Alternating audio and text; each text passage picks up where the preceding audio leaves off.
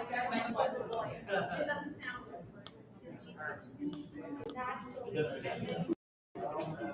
Do you like it? Okay, right?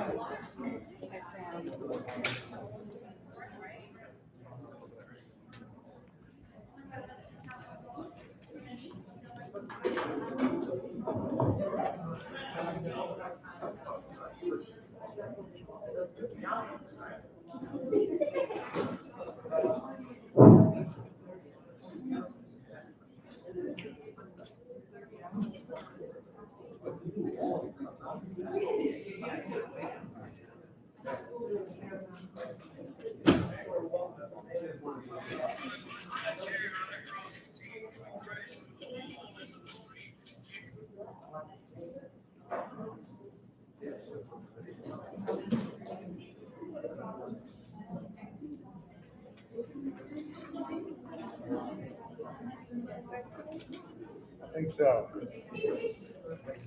You really had a great time with the play. We have no substitute for that.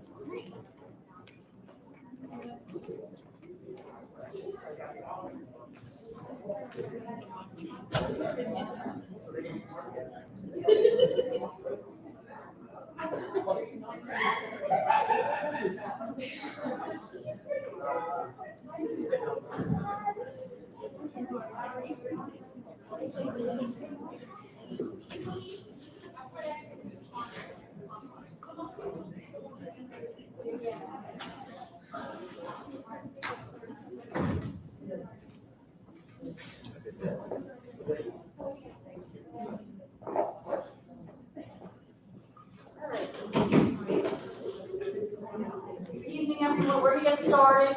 I'm going to call the meeting to order. 7:02. I just want to make an announcement. We can remove our masks up here to the floor because we are conducting business, we're speaking, and we are 6 feet apart. So just want to make that clear. So if we're talking, I'm going to be talking without my mask, but I will put it on when I'm not speaking. On that note, if we can rise for the pledge of allegiance.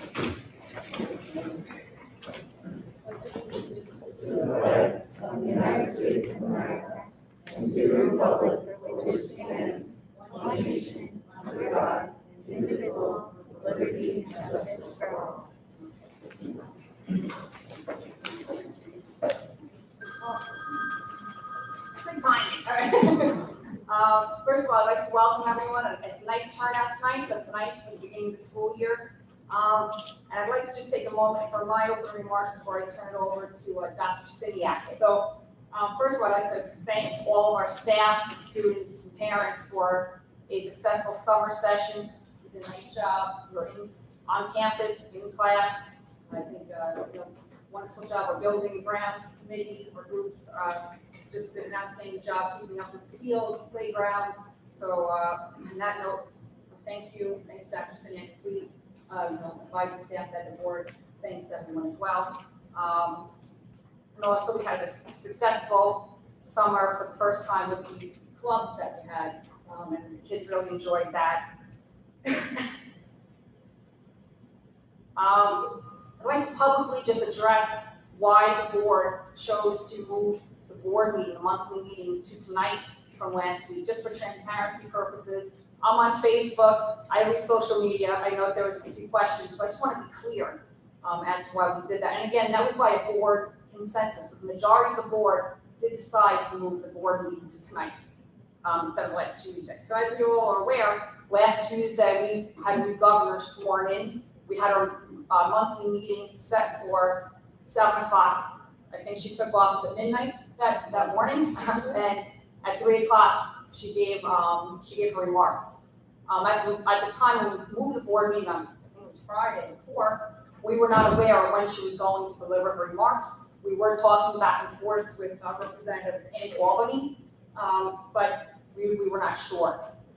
Additionally, she made many statements in the press, issued statements through various representatives that she was going to issue mask mandates upon taking office. So it just didn't make sense for us, for the board, to meet, to go through the cost of having our staff here, cleaning the building, and coming here and conducting business, to possibly come back a few days later to change our business, undo policies, and meet again, and call all the parents back again.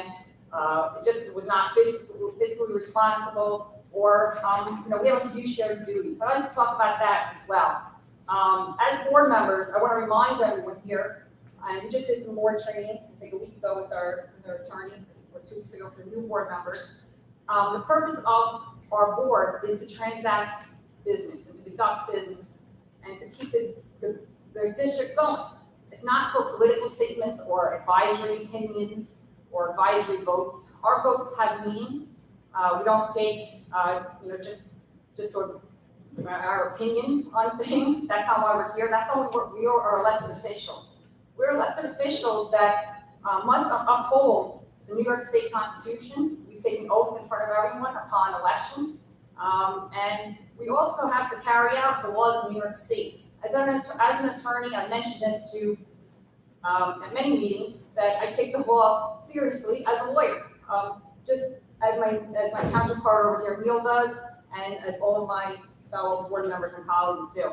So again, we were trending in the direction, I believe, and again, just through our board conversations, that we were hoping that we were going to be issuing a policy by the start of the school year into the summer, that we would make it mask optional for our students and our staff.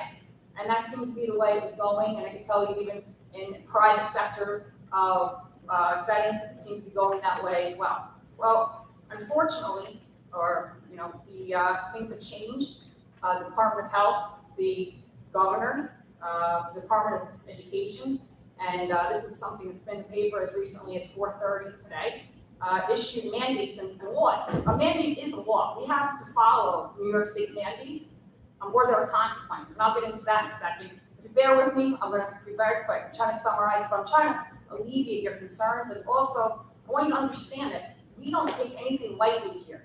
And we discuss and we really deliberate on our actions, and for the good of our students and our staff.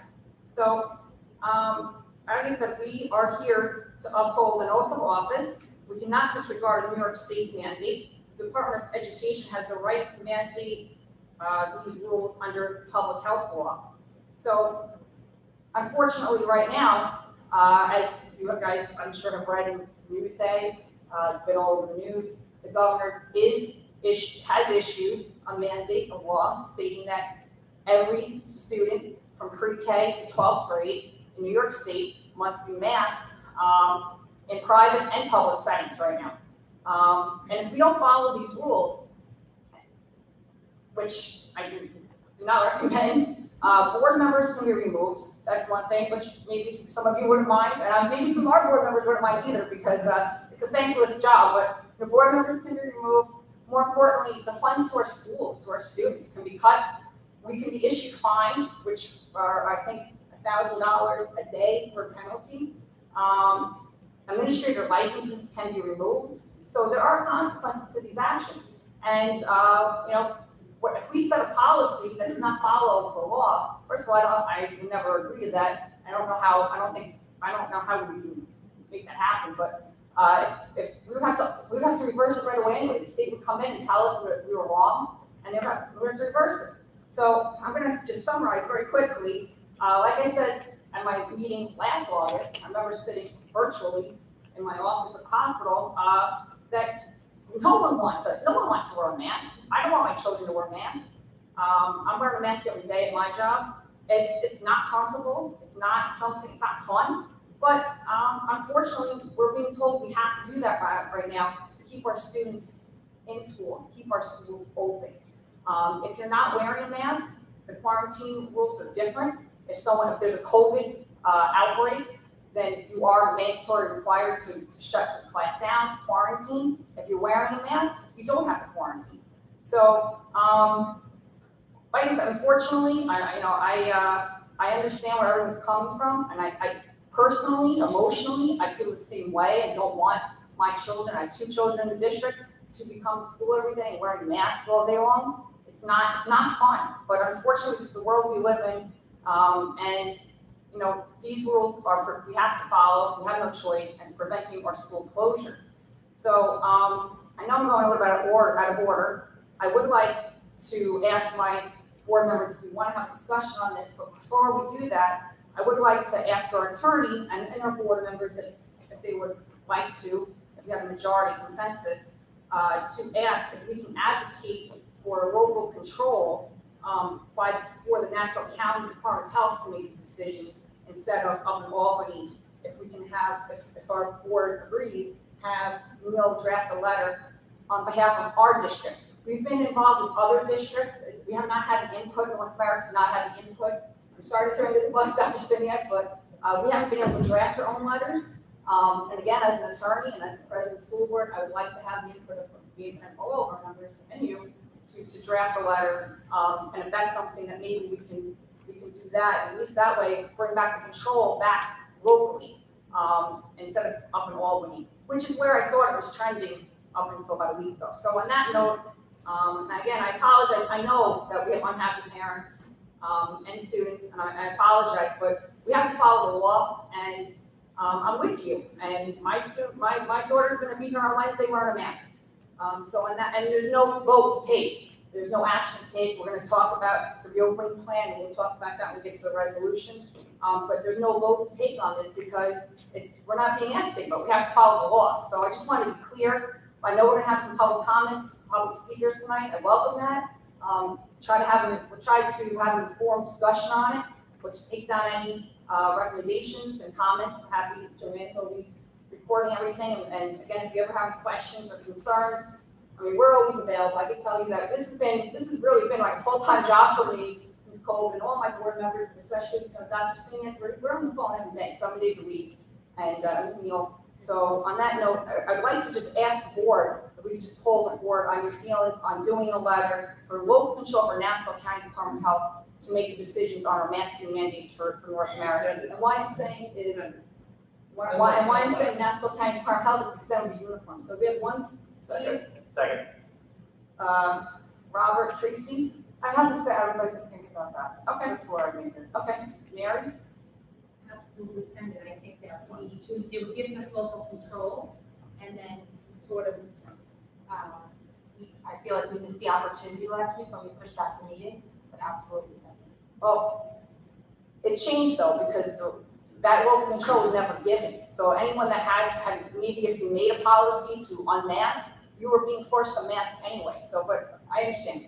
Mr. Corona? Yeah, I support drafting a letter. Okay, Absolutely. So we have the majority, so I'm gonna ask Neil if you draft a letter, when we discuss this, this is, a legal matter, if you draft a letter for the board to review. And if there's anything, on this matter, if there's anything else, if any board members want to have a discussion or talk about anything, we're gonna do public comment in a minute, we're just gonna ask the board right now, if anything to say about this, because this is important. I'd just like to thank Dr. Siniak for sending out the survey. I thought that was a great idea. This way the people have voice. Did we share the survey results? Dr. Sinek is gonna do it in her comments. And they are I posted on the jumped website. the gun. They're on the website, and I have the results here. I just want to say, well put, very nicely put about the predicament of public education and our feelings regarding it, and our decision and whatever we might decide going forward. And all the different things that we have to consider going forward. Thank you. I spoke at the Central High School District last week. I think it's imperative for boards of education across New York State to be advocates for the children and the parents all around the state. I mean, if we look at the numbers, 85% of the county is vaccinated. And the fact that we've done our due diligence here, especially here in Nassau County, and yet our kids are still being forced to mask up. While we know no schools are not super spreaders, we know kids are not super spreaders. The fact is that at the end of the school day, they're going to play dates, birthday parties, hockey, soccer, swimming, and everything else. We have to advocate. We have to be the voices for these little ones. And I think it should be mask optional. I hear concerns, I know the concerns. But the reality of it is, it seems that this state that we live in is only, they have an idea and are only listening to one side's concerns and not the other. It's very concerning. I think that, everyone that's sitting here that's clapping, you should be reaching out to your local representatives as well. Because, so keep that up. And like I said, we are advocating, we're going to write this letter, but again, we have to follow the laws. But I was with you, Mary, we were talking about a mask optional policy 2 weeks ago. So, Tracy, do you have anything you'd like to add or say? I know it's an unpopular position, but you have to remember where I work and what I've seen in my workplace, where I did have teachers dying. And, protecting children in a school is different than protecting them at a play date. I can't do anything about that. Right now, I have heard reports that, children do get incredibly sick, and I am in favor right now of a mask mandate. I know they stink. I teach in one all day long. But if it keeps our kids in school, it changes the way we quarantine kids, and if we can keep them open, because kids need to be in a school system, then I would have to say that I'm for them. Yeah, I guess my opinion, obviously, I don't like the mask rule. The only reason I'm going to vote yes for it is. Not voting. Not voting. Not voting tonight. The plan, the only reason we're going to go through the plan Yes. is the fact that, we're going to keep schools open. The guidelines say you're not masks, that you have to contact trace, and we don't have remote learning, so it's hard to keep a kid out of school for 10 days from just contact trace. And again, our hands are tied. Our hands are tied with the Department of Health. We don't want to subject the district to fines. We got a $30 million budget, we can find the money somewhere, but we don't want to have the district subject to any types of fines in the future, and any board member get in trouble.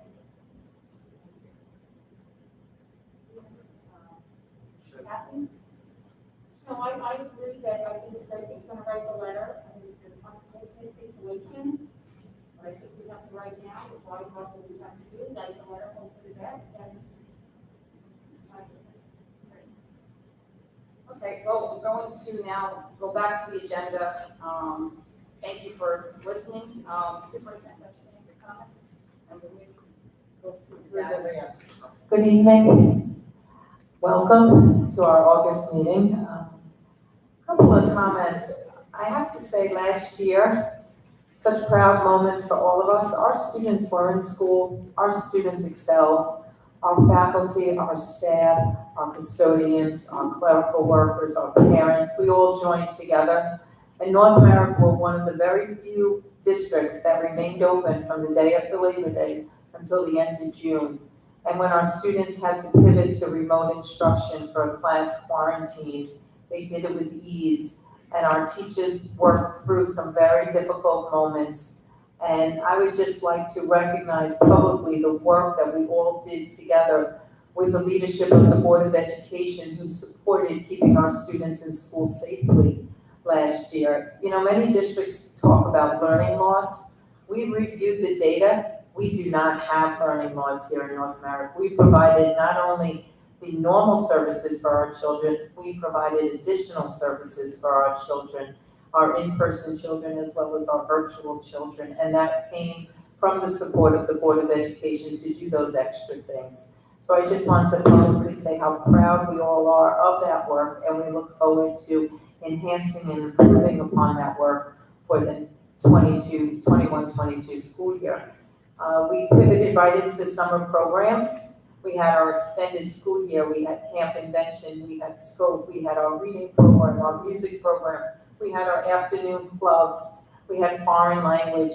The district was alive. I don't know many elementary districts that were open 6 to 7 weeks in the summer and provided so many opportunities for our students.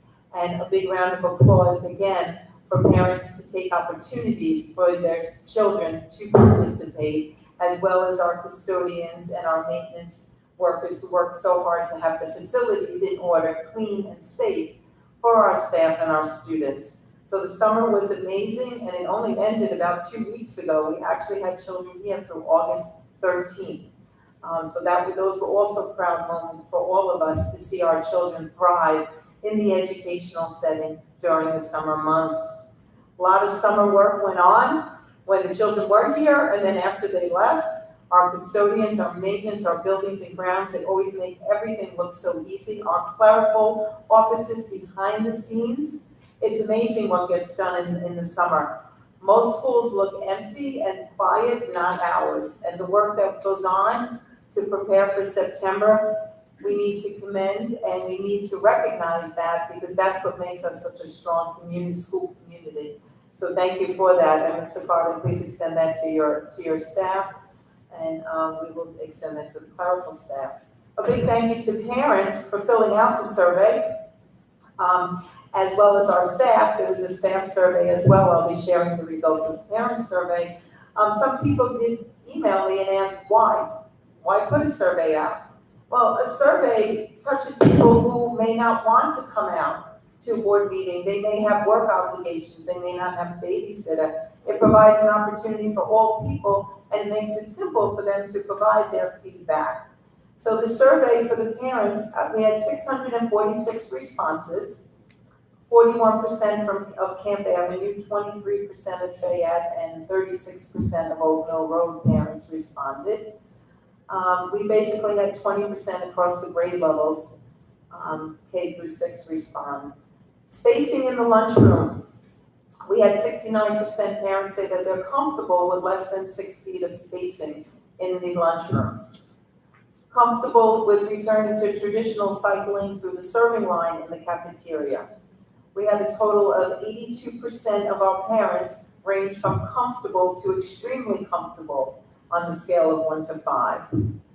Mask wearing preference. We had 44.5% of our parents state that they prefer masks to be required for all students. We had 11% of our parents prefer masks not to be required for all students. And we had about 45% of our parents support a mask optional protocol for all students, parent choice. So those two categories together were 54% of our parents preferred masks not to be worn by students or parent choice. Feelings on timely and comprehensive district and building communications. We actually had 98% of our parents who ranged from satisfied to extremely satisfied. And we really appreciate that feedback as well. And if you're ever not satisfied, please email me or call my office. We are very receptive, and the conversations that we have make us better in the decisions that we make every day for your children.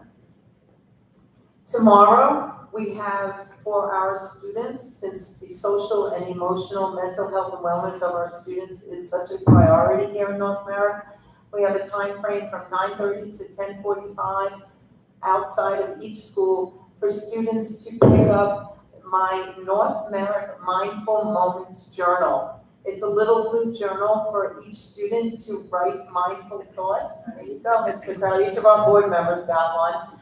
And they will be used during our morning meetings, which was a district-wide initiative last year, which actually, when we spoke to our students and our staff at the end of the year and asked for their most precious moments throughout the school year, they all spoke about morning meetings. And we're going to expand upon that this year with closing circles. It's important for our staff to basically know where their students stand emotionally when they come into school, and know where they are when they're leaving. Are they leaving with anything that's on their mind? Is there something that they may want to share before they go home and transition to home life? So we're looking forward to our students picking these up tomorrow and actually meeting their teacher the day before school starts and having a few seconds with them, and hopefully that will lessen any anxiety, especially of our kindergartners. So looking forward to that. And once again, I just want to thank our Board of Education.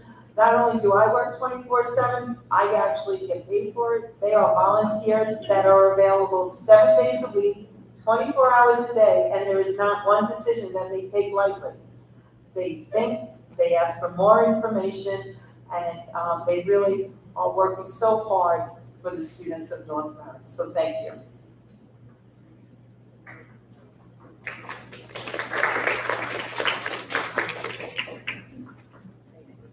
I forgot the motion to approve our routine approvals as listed on the agenda 3A, 3B, and 3C.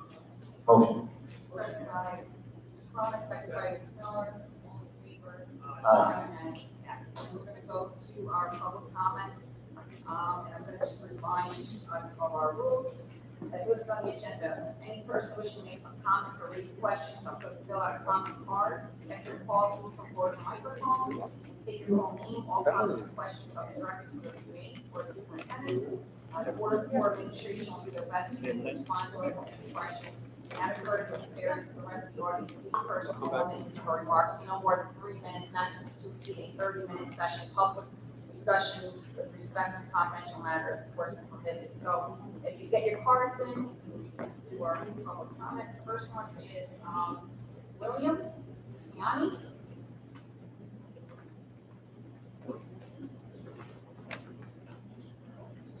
William. Good evening. I just want to say I agree with everything that was said about it, because it's clear how hard everyone here worked last year in order to keep school open, and what an achievement it was to keep school open for the whole year last year. And I think the parents in the district really appreciate that. So I agree with that. I'm sure that it wasn't easy to do that either, because I know, especially last summer, we had the doomsayers out there predicting chaos and death from in-person schooling. But I know that our board and our leaders, and our faculty, and our staff listen to data and logic, science, rather than politics, fears, and anxieties. So our kids were able to have a full year of virtual school with almost no learning loss or no learning loss at all, which is so much more than kids across the country were really able to have. And when the governor, or the former governor, announced that he was leaving the cities up to school districts, I was thrilled because I was confident that our school district would continue to follow science and the data and come to a decision that didn't have anything to do with politics, it only had to do with the best for our community. And I was extra thrilled to have that belief confirmed tonight by the remarks made before the change governor. But unfortunately, as pointed out, a new governor maybe listens a little more to the doomsayers than the last one did, I guess. And despite the experience of districts like ours, they're again telling us that we have to burden our children to alleviate the anxieties and fears of adults, or everything is going to go to hell. And I understand that making masks optional is off the table because they don't want us to prove them wrong again. But I'm a little bit disappointed to hear board members here so resigned to that fact, implementing whatever edict comes down from on high. And you're all politicians, and we elected you to advocate for us and to advocate for our community and our children. And I'm happy to hear about the letter. Very happy to hear about the letter. But I would really like our district and our board to take a more assertive role in trying to do what I think that a lot of the people just came out to say. So, thank you for the opportunity. Thank you, and I'd like to, you can say or no, whatever you want. I'll take it back here. Go ahead, all right, maybe it's the micro, I don't know what the rules are, so, no, I appreciate everything you just said, thank you. I appreciate everything you just said, William, and, again, the only thing I can say is, I don't think we're politicians up here, but maybe we are. I guess it's in the eye of the beholder, but I don't think we consider ourselves politicians. I consider myself a mom here that ran because I wanted to be involved in the school and be involved as a resident, as a taxpayer with where my money was going and how decisions were made. But in any event, that's not the point. But, you know, we do advocate, and I think, you know, perhaps it's getting lost in translation. We advocate all the time for our children. We're advocating by trying to get grant money, funds, do different things, come here. But we can't break the law. So right now, you know, as Robin Crowley said, our hands are tied. So we'll advocate, and we're gonna, like I said, you need to advocate as well by contacting your local, your state, it's your state authorities, and they're the elected, they're the politicians, your senator, your assemblyman, your governor, the department, and we're gonna go back and we're gonna go through, you know, Nassau County Department of Health, New York State Department of Health. We're gonna go to the governor's office as well, but, you know, we need your help as well. But thank you, and, you know, just keep coming to our meetings and telling us your opinions, and we're trying the best, to do the best we can. Chad, Olivia? Hi, Chad. Hi, how are you? Hi. So I echo Will's sentiment. I think you guys all do a great job regarding education. No problem. Problem is with your interpretation of the law. As a lawyer, in the last 15 minutes of my workday, I happened to research this provision, and it's repealed 3 days ago. I'm referring to 10 New York Code Rules of Regulations, Section 2.60. Given that the governor, the governor of nobody elected, doesn't have the authority to make laws, she gave it to